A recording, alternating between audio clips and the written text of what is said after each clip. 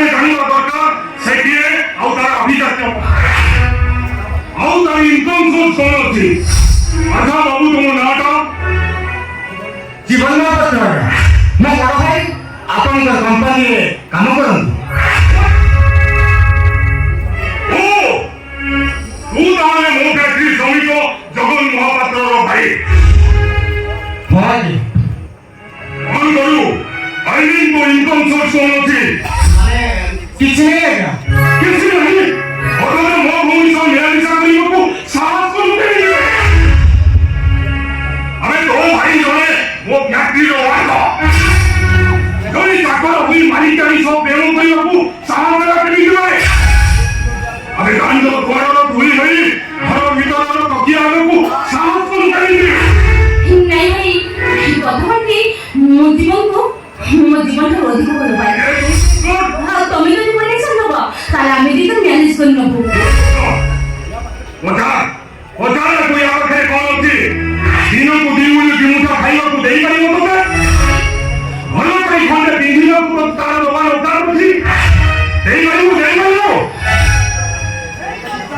ମତେ ବିଶ୍ୱାସ କରନ୍ତୁ ମୋ ନୈନାକୁ ନେଇ ବହୁତ ଖୁସିରେ ରଖିବେ। ଏଇ ବିଶ୍ୱାସ କରିବେ। ଆରେ ତୁ କେମିତି ଖୁସିରେ ରଖିବୁ? ଦିନକୁ ତୁ କେତେ ଟଙ୍କା ରୋଜଗାର କରିବୁ? ଆରେ ତୁ ମାସ ସାରା ରୋଜଗାର କରିବୁ ଯେତିକି ମୋ ଭଉଣୀର ଦିନକୁ ଖର୍ଚ୍ଚ ସେତିକି। ନୈନା ଉପରେ ଭରସା ଅଛି।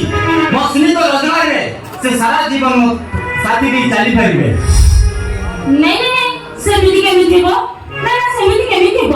ଯାହାହେଲେ ବି ତମେ ମାସକୁ ମାସ ଭଲ ଗୋଟେ କଷ୍ଟିଂଟା ଆଣିବ। ଏଇ ଯାହାକି ଦାମ ଏଇ 18 କି 20,000 ଭିତରେ। ଯଦି ମାସକୁ 20-30,000 ଟଙ୍କା ରୋଜଗାର ନ ହୁଏ ଆମେ ସମସ୍ତେ ଭୁଲିଯିବ। ଭୁଲି ତ ପାରିବିନି କିନ୍ତୁ ଭାବିଲେ ବି ତମେ ମୋ ଜୀବନରେ ନଥିଲ।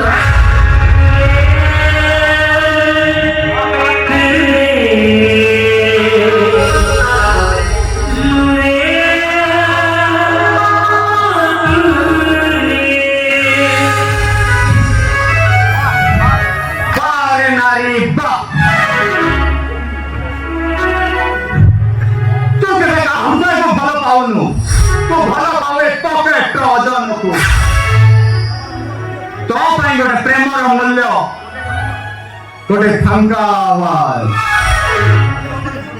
ତୋ ପାଇଁ ଝିଅମାନଙ୍କୁ ପାଇଁ ଆଜିକାଲି ପ୍ରେମ